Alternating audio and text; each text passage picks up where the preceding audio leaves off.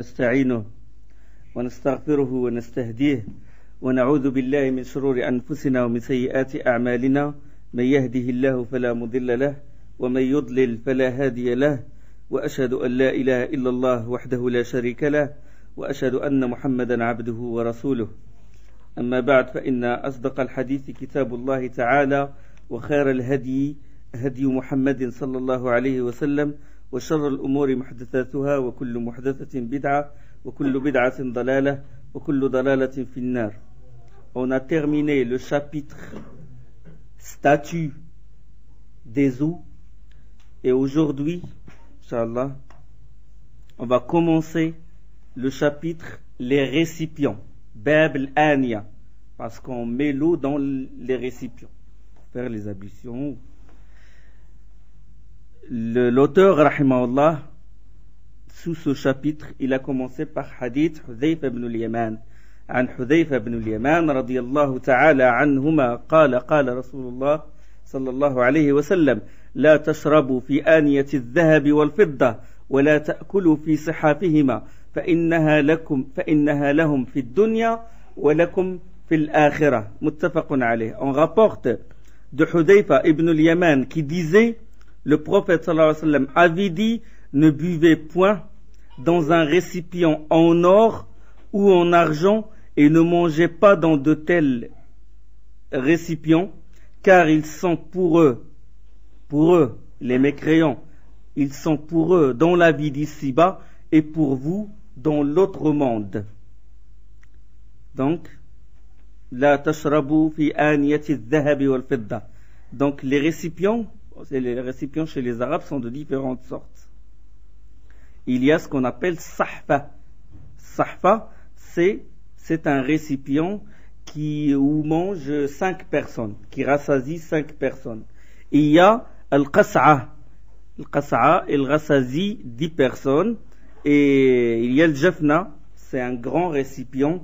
Et il y a le mi'kala pour 2 ou 3 personnes. Simple plat pour 2 ou 3 personnes. Donc différents noms de ania, de récipients. Ils sont pour eux, les kuffars, les mécréants. Les récipients en or et en argent sont pour eux, mais est-ce que ça veut dire, pour eux, ça veut dire qu'ils ont le droit d'en bénéficier? Que pour un mécréant, le mécréant a le droit de bénéficier, de boire d'un récipient en or ou en argent. Quand le prophète sallallahu alayhi wa sallam il dit, ils sont pour eux, pour les mécréants dans la vie d'ici-bas, et pour vous dans la vie, dans l'au-delà, au paradis. Est-ce que c'est interdit pour les mécréants, pour les musulmans et les mécréants, ou c'est autorisé pour les mécréants, c'est interdit pour les musulmans? C'est interdit pour les mécréants aussi. Mais seulement parce que la loi d'Allah, elle prévaut sur tout le monde. D'accord? Tout le monde. Un mécréant qui désobéit à Allah, c'est compté dans l'au-delà. Ça veut dire qu'Allah subhanahu wa ta'ala va le rétribuer et va le châtier proportionnellement aux actes qu'il a fait ici-bas. Certes, il va être éternel en enfer, mais il va être, selon ce qu'il a fait de mauvais, il va être dans un degré bien précis de l'enfer. Et les mécréants sont à des degrés, c'est comme si des étages qui diffèrent selon le degré du châtiment en enfer. Mais quand le prophète sallallahu alayhi wa sallam a dit c'est pour eux, parce que la yuharrimuna ma harrama Allah wa rasuluh, c'est parce que eux, comme dit Allah subhanahu wa ta'ala dans sourate Tawbah, ils n'interdisent pas ce qu'Allah et son messager ont interdit. Ils légifèrent, ils ont sorti leur propre loi. D'accord? Allah subhanahu wa ta'ala yaqul inna alladhina kafaru يأكلون ويتمتعون كما تأكل الأنعام والنار مثوى لهم. Et ceux qui me croient jouissent et mangent comme mangent les bestiaux, et le feu sera leur lieu de séjour. Dans Surat Muhammad, le verset 12. Et Allah subhanahu wa ta'ala va leur dire le jour de la résurrection وَيَوْمَ يُعْرَضُ الَّذِينَ كَفَرُوا عَلَى النَّارِ أذهبتم طيباتكم في الحياة الدنيا واستمتعتم بها فاليوم تجزون عذاب الهون بما كنتم تستكبرون في الأرض بغير الحق وبما كنتم تفسقون. Et le jour où ceux qui ont mécru seront présentés au feu, et il leur sera dit, vous avez dissipé vos biens excellents et vous en avez joui pleinement durant votre vie sur terre. On vous rétribue donc aujourd'hui du châtiment avilissant pour l'orgueil dont vous vous enfliez injustement sur terre et pour votre perversité. Dans Sourate 46 et le verset 20. Le mécréant, il sera châtié pour toute chose, pour toute désobéissance à Allah subhanahu wa ta'ala. Et il va rendre du compte de la chose licite qu'il a mangée. S'il mange du pain, il rend le compte à Allah subhanahu wa ta'ala sur ce pain-là. Parce qu'il n'a pas remercié Allah subhanahu wa ta'ala quand il l'a mangé. Il ne l'a pas remercié. Il a bénéficié de son eau, il a bénéficié de son oxygène, il a bénéficié de toutes choses, mais il n'a pas reconnu les bienfaits, les faveurs d'Allah subhanahu wa ta'ala, et il rendra des comptes sur ça. Et il se peut qu'il soit châtié sur le halal. S'il mange quelque chose de halal, il rend des comptes à Allah subhanahu wa ta'ala. ليس على الذين آمنوا وعملوا الصالحات جناح فيما طعموا إذا ما اتقوا وآمنوا وعملوا الصالحات. Allah il dit dans Sourate Al-Ma'ida, à ceux qui croient, effectuent l'œuvre salutaire, nulle faute n'est imputable en matière d'alimentation tant qu'ils sont pieux et effectuent l'œuvre salutaire. Nulle faute. ليس على الذين آمنوا وعملوا الصالحات جناح فيما طعموا. Nul reproche s'ils mangent des bienfaits d'Allah. Ceux qui croient, tant qu'ils croient, le sens implicite, la faute est imputable pour ceux qui mécroient Allah subhanahu wa ta'ala et qui mangent des bienfaits d'Allah. D'accord? Le sens rationnel, le sens implicite de ce verset-là. Et vous connaissez dans Surat al-Muddathir, قالوا ما سلككم في سقر قالوا لم نكن من المصلين ولم نكن نطعم المسكين وكنا نخوض مع الخائضين وكنا نكذب بيوم الدين حتى أتانا اليقين. Dans Surat al-Muddathir, quand Allah subhanahu wa ta'ala il dit sur la réponse des mécréants à la question suivante, qu'est-ce qui vous a acheminé à Saqar? Saqar, c'est un endroit de l'enfer. Ils diront, nous n'étions pas de ceux qui faisaient la salat. Certes, l'abandon de la salat, c'est de la grande mécréance. Mais la suite du verset, et nous ne nourrissions pas le pauvre, et nous nous associons à ceux qui tenaient les conversations futiles, et nous traitions de mensonges le jour de la rétribution. Il y a des choses qui sont la cause de leur éternité en enfer, et ils sont la cause du fait qu'ils sont en enfer, et il y a d'autres choses qui sont moins que la mécréance, et pourtant ils seront châtiés à cause de ça. Ils seront châtiés à cause du fait qu'ils n'ont pas nourri les pauvres, ils seront châtiés à cause du fait qu'ils s'associent dans des discussions futiles. D'accord? Ça c'est le hadith de Hudayfa ibn al-Yaman radiyallahu anhuma. Dans la version de al-Bukhari, pour bien comprendre le hadith, il faut chercher même les autres versions du hadith. Dans la version de al-Bukhari, que Hudayfa ibn al-Yaman a dit, le prophète sallallahu alayhi wa sallam nous a interdit de boire dans les récipients d'or et d'argent, et également d'y manger. Il nous a aussi interdit tout vêtement de soie, y compris le dibège et tout tapis de soie. Donc la soie, le dibège, c'est une qualité, c'est la qualité la plus chère, la plus précieuse de la soie, le dibège.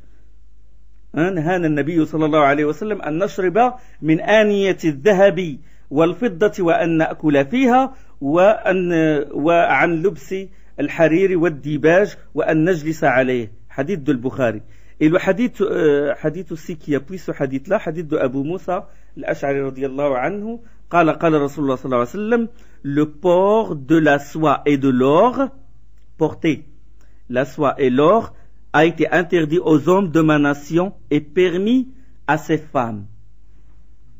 D'accord? Hadith rapporté par Tirmidhi, hadith Hassan Sahih. Donc le premier hadith de Hudayfa, il est général, interdiction de la soie, etc. Et le hadith de Tirmidhi, il spécifie, il dit c'est spécial pour les hommes et les femmes. Non. La femme a le droit de porter la soie et a le droit de porter l'or. Donc, les leçons qu'on peut tirer de ce hadith, c'est l'interdiction de boire ou de manger dans le récipient en or ou en argent. Il y a unanimité des savants là-dessus. Ijma' ahl-ilm. Cette unanimité a été soulignée par l'imam Nawawi et par Ibn al-Mundhir, rahimahumullah. Donc ceci concernant boire et manger. Donc le texte, le prophète a interdit de boire et de manger. Maintenant, qu'en est-il concernant le fait de garder ces récipients-là, sans boire, les garder comme un décor dans une vitrine chez soi, est-ce que c'est autorisé ou est-ce que c'est interdit? La foule des savants, jumhur l'ulama, la grande majorité des savants, ils disent qu'il est interdit de les garder. Pour les raisons suivantes. Ils disent dans le fait de les garder ou de boire dans ces récipients-là, le motif est le même. L'illa, c'est la même. Quel est le motif? C'est l'orgueil. D'accord? Donc garder un récipient en or ou un ustensile en or ou boire, utiliser cet ustensile pour boire ou faire les ablutions, le motif est le même, c'est l'orgueil.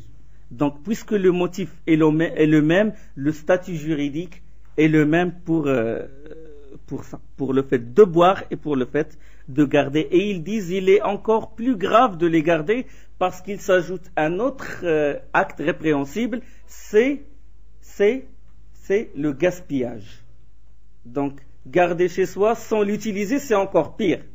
L'utiliser, c'est interdit, mais le garder sans l'utiliser s'ajoute à l'interdiction le fait de le gaspillage. Et l'argent ne doit pas être gaspillé comme ça. Et ils ont dit, autre raison aussi, autre argument, ils disent tout ce qu'Allah subhanahu wa ta'ala a interdit l'utilisation, dont a interdit l'utilisation, le garder est aussi interdit. Et ils ont dit si Allah il interdit l'utilisation de quelque chose, donc la garder chez soi, c'est aussi interdit. Allah a interdit le vin, donc garder des bouteilles de vin chez soi, c'est interdit. Allah il a interdit les instruments de musique, donc garder un instrument de musique sans l'utiliser, il est interdit. Et il y a aussi, troisième argument, c'est sous la règle de cette dara'i', interdiction, élimination des incidences préjudiciables. C'est cette dara'i'. Ils disent parce que le fait de garder ces récipients-là, c'est un moyen, ça peut pousser les enfants ou les habitants de la maison à utiliser le récipient en or ou en argent. Si on le garde, il se peut qu'une main étrangère va les prendre et les utiliser, ces ustensiles-là. Donc, pour barrer ce chemin-là, ils disent que c'est interdit de garder ces ustensiles. Le deuxième avis, et c'est le madhab de Abu Hanifa, une version de Shafi'i et l'imam Ahmed, ils disent l'interdiction ne s'adresse qu'au manger et de boire. Ils disent le texte, il parle du manger et du boire, et il n'est pas général. Donc ça c'est leur avis. Ça c'est concernant la deuxième leçon qu'on peut tirer. Donc la foule des savants, ils disent que c'est interdit. La troisième chose qu'on peut tirer de ce hadith, c'est la question suivante. Quel est le statut juridique concernant l'utilisation de ces ustensiles, de ces récipients en or et en argent? C'est différent du deuxième paramètre. On a parlé interdiction de boire, interdiction de le garder. Maintenant, l'utilisation, sans le garder, sans le boire. Quelqu'un a trouvé un récipient en or, est-ce qu'il a le droit de l'utiliser sans le boire, sans boire dedans? L'utiliser tout simplement.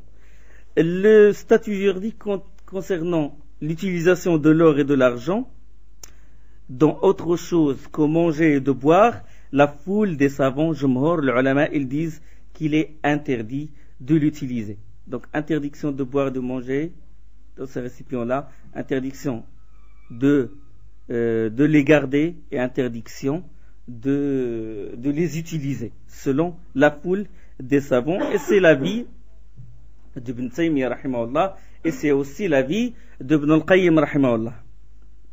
Leur argument sur ça, ils disent lorsque le prophète sallallahu alayhi wa sallam a interdit de boire et de manger dans les récipients, c'est parce que le plus fréquent chez les gens, c'est qu'ils boivent et ils mangent dans ces récipients-là. Donc, le prophète sallallahu alayhi wa sallam, quand il a interdit, c'est qu'il sous-entend que l'utilisation, elle est pareille.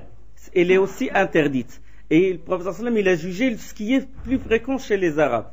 Les Arabes, ils buvaient et ils mangeaient dans ces récipients-là. Donc, il englobe le hukm, l'interdiction, et il englobe même le fait de l'utiliser.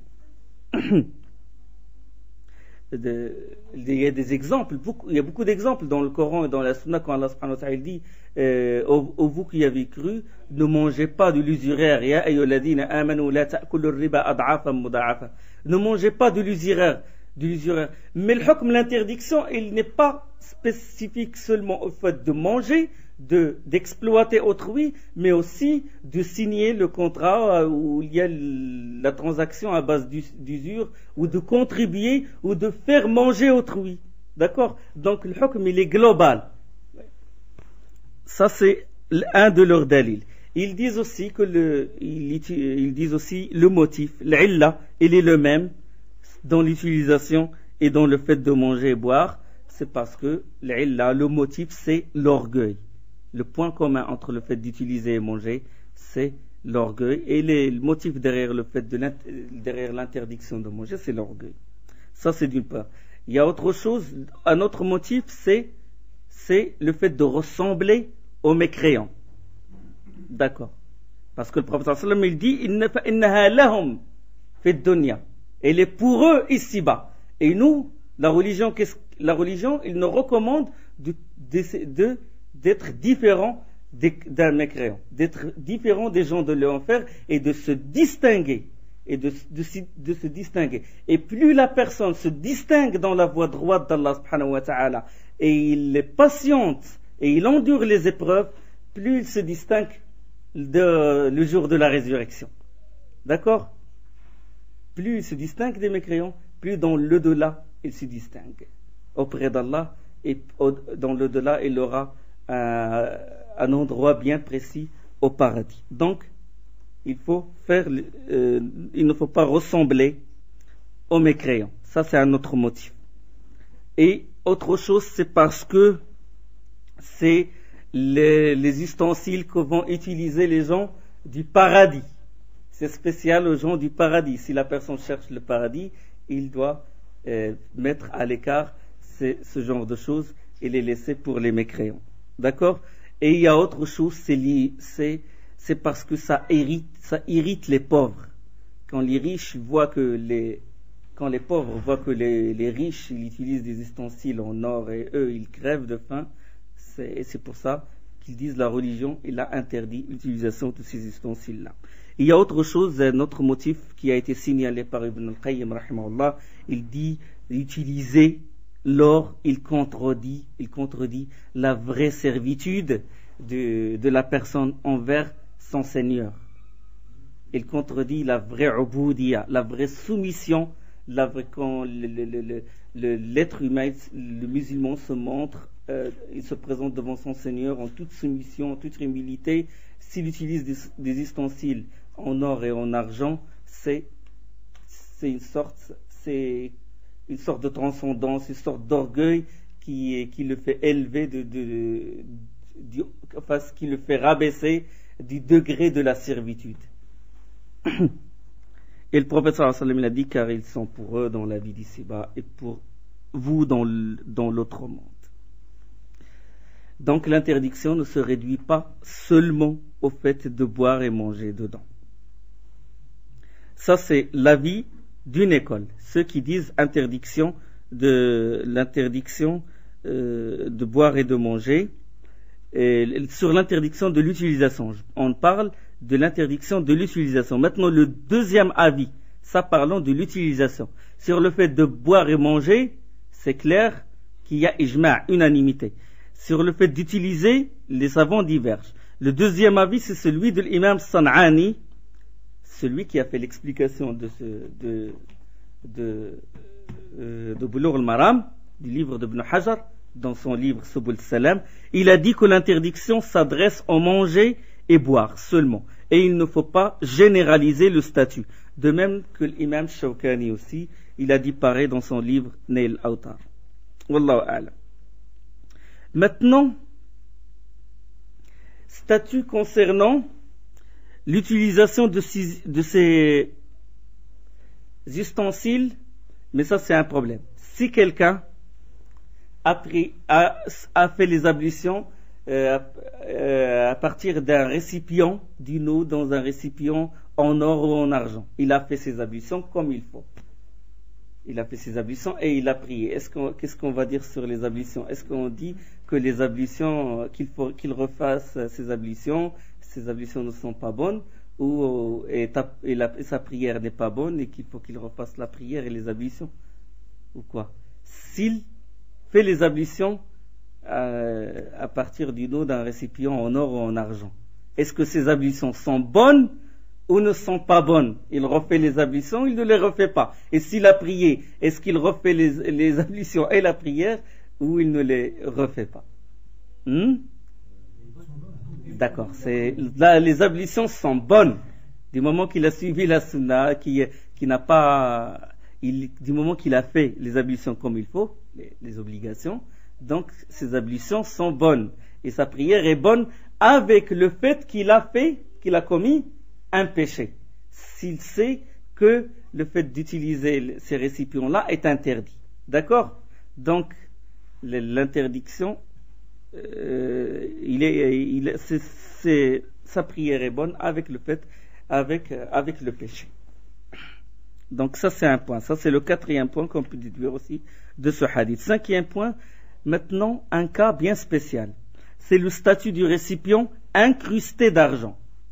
Ce n'est pas toute sa matière est formée d'argent, mais il a été incrusté d'argent. Soit on l'a cousu avec un fil en argent, ou on l'a collé, on a soudé, par exemple, un récipient en fer, on l'a soudé avec de l'argent.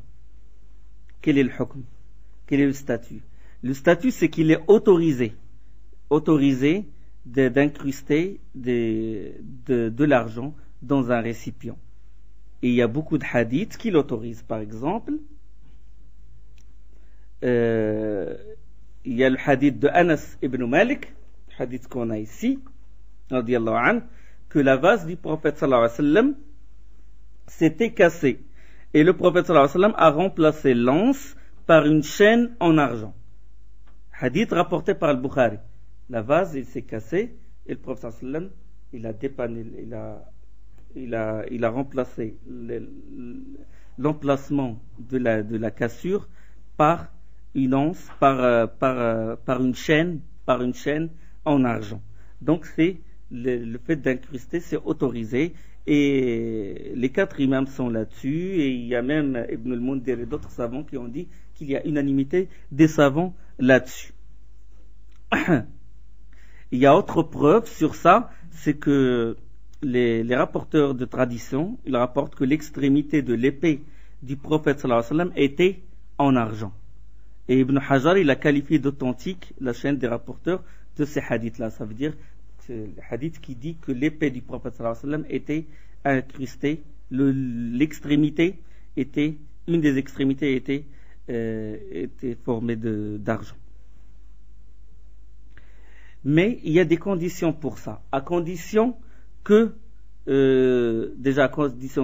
qu'elle ne soit qu'une incrustation, à condition aussi qu'elle soit en petite quantité, une petite quantité d'argent, et dans le cas du besoin, l'haja, dans le cas du besoin, d'accord?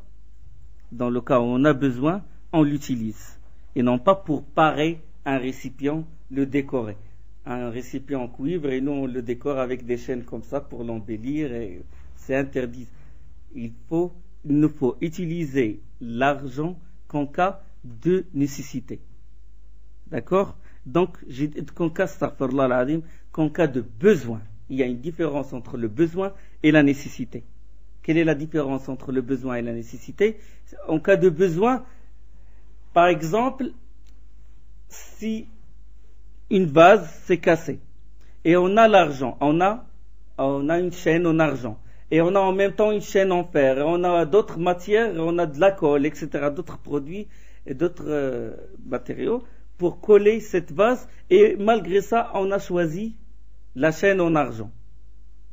Il est autorisé, bien qu'on peut remplacer l'argent par autre produit, par autre chose, il est autorisé d'utiliser la chaîne en argent, parce que on est en cas de besoin. En cas de besoin. D'accord? Donc l'incrustation est autorisée dans le Shara. Maintenant, 6e leçon, l'incrustation en or. L'incrustation de l'or, de mettre de l'or. Par exemple, à la place de la chaîne en argent, on met une chaîne en or. Est-ce que c'est halal ou haram? Est-ce que c'est licite ou illicite? C'est illicite. C'est interdit d'utiliser et d'incruster quelque chose par de l'or. Et pourquoi c'est licite pour l'argent et illicite pour l'or? Parce que la religion a été très rigoureuse vis-à-vis de l'or. Et parce que le prophète sallam avait une bague en argent. D'accord? Les bagues les compagnons sont des bagues en argent. Et il a autorisé les bagues en argent. Et il a interdit les bagues en or. Au point que quand il a vu un homme avec une bague en or, il l'a enlevé, il l'a jeté, il a dit pourquoi l'un de vous s'empresse à mettre la braise dans ses doigts. D'accord? Et donc c'est l'interdiction, elle est claire concernant l'or, et il ne faut pas faire d'analogie entre l'argent et l'or. L'argent, le statut juridique, il est plus vaste, il est plus large que celui de l'or. L'or, la religion a été rigoureuse là-dessus. Donc ça, c'est les arguments comme quoi on ne peut pas utiliser une incrustation en or. L'argent, c'était clair, il y a beaucoup de hadiths là-dessus qui ont autorisé ça, mais concernant l'or, on n'a aucune preuve. Donc l'islam a été rigoureux dans l'interdiction de l'or, donc on ne peut pas l'utiliser en cas de besoin. Mais maintenant, en cas de nécessité, est-ce qu'on a le droit d'utiliser une incrustation, d'incruster un récipient ou quelque chose avec de l'or? Dans le cas, je dis, de nécessité. Et il y a une différence entre darura et haja, entre la nécessité et le besoin. La nécessité, c'est on a trouvé aucun remède, on n'a rien trouvé, on n'a trouvé que de l'or. C'est ça la nécessité. La nécessité, concernant par exemple la personne, l'autorisation de manger la bête morte, trouvée morte, c'est que s'il ne trouve rien et qu'il va mourir. Personne dans un désert, il trouve une bête morte, on dit darura. Il est dans la nécessité, il est autorisé de manger la bête morte pour lui. Mais là, l'or ne peut être utilisé comme incrustation sauf en cas de nécessité. Mais est-ce qu'on a un dalil, une preuve qu'en cas de nécessité on a le droit de mettre de l'or? C'est ce que rapporte Abu Daoud et Nasa'i et Tirmidhi, que Arfaja ibn As'ad al-Tamimi al-Utaridi, un compagnon du prophète sallallahu alayhi wa sallam, il a eu le nez coupé durant l'une des batailles d'avant l'islam, et il a mis à la place un nez en argent. Mais après ça a aggravé sa blessure, et le prophète sallallahu alayhi wa sallam, il lui a recommandé d'utiliser un nez en or. Donc dans le cas de nécessité, il est autorisé. D'accord? Et ce hadith-là, il est rapporté, comme j'ai dit, par Abu Daoud et Tirmidhi, et c'est un hadith assez bon, qualifié d'assez bon par Tirmidhi et par Imam Nawawi. Donc ça, c'est la 6e leçon. Qu'est-ce qu'il y a comme leçon encore à tirer de ce hadith-là? C'est qu'il est souhaitable de se contenter du peu et ne pas chercher les biens en abondance. D'accord? Il ne faut pas chercher, mais quand je dis se contenter du peu, ce n'est pas renoncer aux biens d'ici-bas, comme le comprennent certains, parce qu'il y a une différence entre az-zuhd fi shay' ou az-zuhd 'an ash-shay', de renoncer au sein de la chose et de renoncer de la chose. Certaines personnes, ils comprennent zuhd, l'ascétisme, c'est de renoncer des choses d'ici-bas. Ça veut dire ne pas contribuer dans la vie d'ici-bas, ne pas contribuer à combattre les mécréants, ne pas contribuer à construire, ne pas contribuer à bâtir, etc. ici-bas. Non, mais zuhd, se contenter de peu, c'est qu'on a le pouvoir sur les choses, mais en même temps on s'abstient. Comme Omar ibn al-Khattab, l'empire romain et l'empire perse étaient sous ses pieds. L'or, les trésors d'or et d'argent étaient dans sa trésorerie, mais il s'abstient, il s'en écarte. C'est ça zuhd. Il a le pouvoir sur la chose, mais il se contente du peu.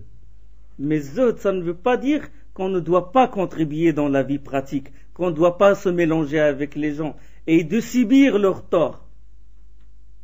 D'accord? Parce que certains comprennent zuhd, renoncer, c'est s'écarter dans la mosquée, faire le dhikr, mettre le dos au mur, faire le dhikr, et aucun rapport avec la vie, aucun rapport avec les choses de la vie, avec la vie pratique. Alors qu'on sait que dans le Coran, il y a beaucoup de prescriptions pratiques, il y a beaucoup de lois qui parlent de la vente, de l'achat, du djihad, etc., du commerce entre musulmans et mécréants. Il y a beaucoup de textes là-dessus. Donc, ce n'est pas ça l'ascétisme, de renoncer et de s'éloigner carrément de la vie.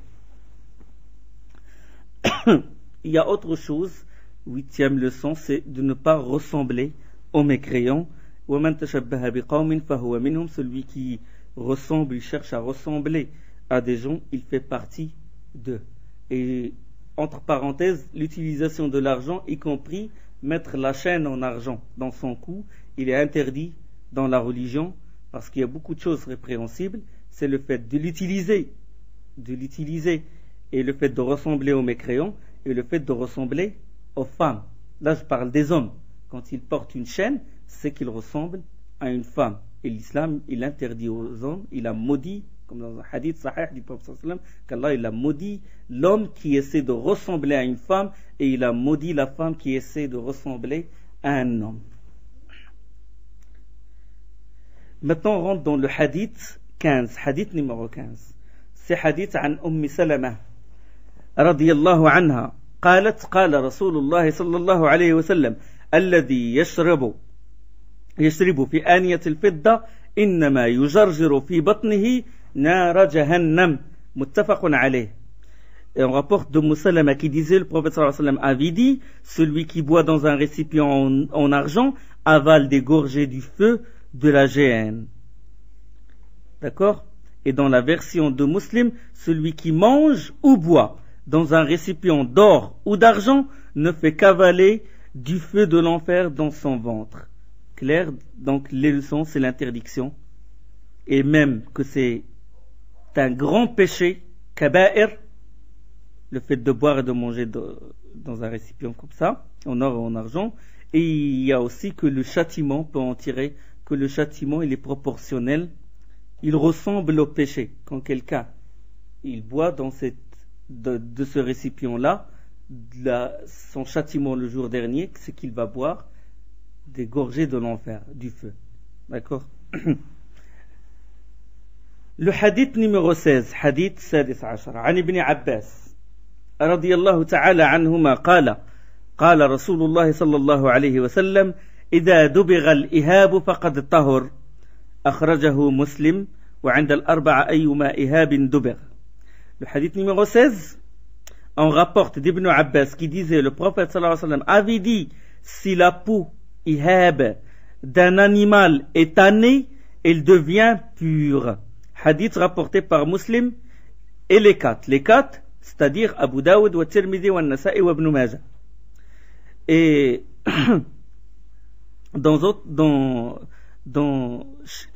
chez les quatre, on trouve la version suivante, n'importe quelle peau tannée devient pure, n'importe quelle. Ayyuma ihabin دوبر فقد طهر. Donc ça, l'auteur, rahimahullah, maintenant, sous le chapitre des récipients, il parle maintenant des pots, de la peau. Parce que la peau peut être utilisée comme récipient, comme support, comme une outre où on peut mettre de l'eau, etc. Donc il a fait rentrer la peau sous ce chapitre qui parle des récipients. Le hadith 17, je vais évoquer tous les hadiths qui parlent de la peau. Hadith numéro 17, عن سلمة ابن المحبق رضي الله عنه قال رسول الله صلى الله عليه وسلم دباغ جلود الميتة طهورها صححه ابن حبان. On rapporte de Salama ibn al-Muhabbiq qui disait, le prophète sallallahu alayhi wa sallam avait dit, tanner la peau des bêtes mortes la rend pure, qualifié d'authentique par Ibn Hibban, et donc rapporté également par Ibn Hibban et qualifié d'authentique par lui. Ce hadith-là, il est rapporté par d'autres, ce n'est pas seulement Ibn Hibban, il est rapporté par Abu Daoud, An-Nasa'i, Ibn Hibban, dont on a parlé, Al-Bayhaqi, Ahmed et les autres. Le hadith numéro 18, عن ميمونة رضي الله تعالى عنها قالت مر النبي صلى الله عليه وسلم بشاة يجرونها فقال لو أخذتم إهابها فقالوا إنها ميتة فقال يطهرها الماء والقرض أخرجه أبو داود والنسائي. On rapporte de Maïmouna qui disait, le prophète sallallahu alayhi wa sallam était passé auprès d'un groupe de gens qui traînaient une brebis. Alors il leur dit, vous auriez dû prendre sa peau. Ihab, vous auriez dû prendre sa peau pour en profiter. Sans ihab. Et ils ont répondu, c'est une bête morte envoyée d'Allah. Ils ont répondu. Et le prophète sallallahu alayhi wa sallam a dit, l'eau et le qarad la purifie. L'eau et l'utilisation des feuilles de l'arbre, d'un arbre qu'on appelle salam, la rend pure. Donc l'utilisation de ces feuilles-là, le tannage la rend pure. L'eau et le tannage la rendent pure. C'est un hadith rapporté par Abu Daoud ou An-Nasa'i. Donc ces hadiths-là, trois hadiths, ils parlent de la peau. La bête morte, est-ce qu'elle est trouvée morte? Est-ce qu'elle est pure ou impure? Elle est impure. D'accord? Vous êtes d'accord que il vous est interdit la bête trouvée morte. Elle est impure. Et sa viande n'est pas comestible. On ne doit pas manger sa viande. C'est clair. Est-ce que la bête en entier est impure? Sa laine est pure ou impure? On a parlé de ça. Ses cornes sont pures ou impures? S'il s'agit d'un oiseau, une bête qui a des plumes, les plumes sont pures ou impures? Tous ces organes-là sont purs. La laine, les cornes, les sabots, les plumes, les poils, l'os, selon Ibn Taymiyyah rahimahullah et d'autres savants, sont purs. Et parmi les contemporains, Cheikh Al-Uthaymin, tous ces éléments-là sont purs. On peut les prendre de la bête morte et les utiliser. D'accord? Maintenant, la peau. La peau, c'est un intermédiaire. La viande, elle est impure. Le poil, elle est pure. Mais entre les deux, il y a la peau. Est-ce que la peau est pure ou impure? La peau, les hadiths qu'on a évoqués à ce sujet, ils montrent que la peau, si elle est tannée, elle devient pure. D'accord? La peau tannée des bêtes mortes est pure. Donc on a le droit de l'utiliser. Des gens ont trouvé une bête morte, un mouton ou là une vache, et ils ont pris sa peau et ils l'ont tannée. Ils peuvent l'utiliser comme vêtement, ils peuvent prier dessus et il n'est pas impur. D'accord. Mais il y a un problème. Il y a un hadith où le prophète sallallahu alayhi wa sallam avait dit, ne prenez rien pour en profiter, ne prenez rien d'une bête morte, ni ihab, entre parenthèses, peau, ni nerf. Ne prenez rien d'une bête morte. hadith rapporté par les 5. Ça veut dire Abu Daoud, Tirmidhi, Nasa'i et Ibn Majah et l'imam Ahmed. Ce hadith, il montre l'interdiction de l'utilisation de la peau de la bête morte. D'accord? Donc, c'est un problème ce hadith-là. C'est un problème. Donc, comment peut-on répondre à ceux qui prennent cet argument pour dire que la peau de la bête trouvée morte, elle n'est pas pure. Elle n'est pas pure. Pourquoi? Parce que le hadith rapporté par le 5 est clair là-dessus. Pour répondre, et c'était même l'ancien avis de l'imam Ahmed, mais il a changé d'avis après, et une version de l'imam Malik. La réponse, c'est que, d'une part, il y a beaucoup de compagnons qui ont rapporté que le prophète sallallahu alayhi wa sallam a autorisé l'utilisation de la peau des bêtes mortes après le tannage. Il y a 3 hadiths rapportés par Salama, 2 hadiths rapportés par Anas, 2 hadiths rapportés par Ibn Abbas, un hadith par Salama ibn al-Muhabbiq, le hadith qu'on a, le hadith de Maïmouna, hadith de Saouda, hadith de Jabir, hadith de Umama, hadith de Al-Mughira, hadith de Aisha ibn Omar et d'autres compagnons. Donc, qui l'emporte? Est-ce que ce hadith qui est rapporté par plus de 17 compagnons ou le hadith selon Abdullah ibn Ukaym qui dit qu'on ne doit pas utiliser la peau de la bête morte? Qui l'emporte? Qui a la plus de force? Et même ce hadith-là, il a été qualifié de faible par beaucoup de savants.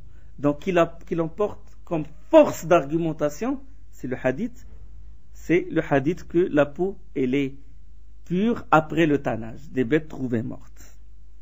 Donc, le hadith de la licéité de la peau qui l'emporte. Ça, c'est d'une part. Deuxièmement, c'est qu'il faut toujours recourir, quand on voit que le sens apparent de certains textes se contredit, le savant cherche comment réunir entre ces textes-là. Comment réunir? Donc, on peut réunir entre ces 2 textes. C'est que le hadith de Abdullah ibn Ukaym ne prenait rien d'une bête morte, ni ihab, ni nerf, ni peau, ni nerf. Ce hadith-là, c'est l'utilisation de la peau avant le tannage. D'accord? Et le hadith qu'on a, c'est après le tannage, et comme ça, on a réuni, on dit, le prophète sallam, ce qu'il a interdit quand il a dit, ne prenez rien d'une bête morte, ni peau, ni nerf. On dit non, ce que le prophète sallam a mis en garde, il a mis en garde contre le fait de prendre la peau sans la tanner et l'utiliser. Mais après l'avoir tannée, il est autorisé. Donc ça, c'est moyen de réunir les 2 textes. Et ce qui appuie davantage ce raisonnement, c'est le terme ihab. Le terme ihab qui est évoqué dans le hadith, quand le prophète sallam dit ne prenez rien d'une bête morte, ni ihab, je l'ai dit exprès comme ça, ni ihab, entre parenthèses peau, ni nerf. Les lexicographes ou les gens qui sont réputés, qui sont dans le domaine de la grammaire, etc., de la vocabulaire, ils disent que le terme ihab, ça veut dire la peau avant le tannage. Ihab, ça veut dire la peau avant le tannage, et le problème maintenant, il est résolu. C'est clair qu'on ne doit pas utiliser la peau avant d'être tanné d'une bête morte. Donc ça c'est clair, c'est qu'il est autorisé. Ça c'est un avis que la peau des bêtes mortes après le tannage est licite. Et il y a d'autres avis là-dessus, c'est que la peau qui devient pure après le tannage est celle des bêtes dont la viande est comestible seulement. Il y a des savants qui ont dit que la peau qui doit être utilisée et qui est pure après le tannage, c'est seulement la peau des bêtes dont la viande est halal, illicite. Et on va détailler là-dessus, Inch'Allah. Subhanakallah wa bihamdik, ashhadu an la ilaha illa anta, astaghfiruka wa atubu ilayk.